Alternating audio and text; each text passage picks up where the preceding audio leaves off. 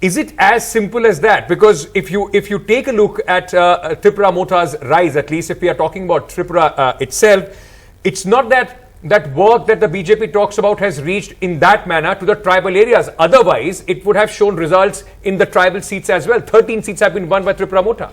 There will always be people who will win seats because of certain latent separatist sentiments and so on and so forth, especially in a place like the Northeast. I think there is a bigger issue which nobody wants to talk about or tackle.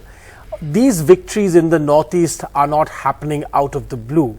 The BJP's, in a sense, parent organization, the RSS, has been working in the Northeast for a very, very long time. Anybody who knows the history of the work that has happened over many decades, starting from the time when Sardar Vallabhbhai Patel warned Pandit Nehru that, the Northeast is going to be a very, very restive place for India. This work has been happening for 70 long years. And many of this work, especially with the Vanvasi Kalyan Ashram and so on and so forth, organizations like these work at the very grassroots, far away from, New Delhi's television studios or, newspaper writers and so on and so forth. Now, that work doesn't immediately bear fruit. It cannot.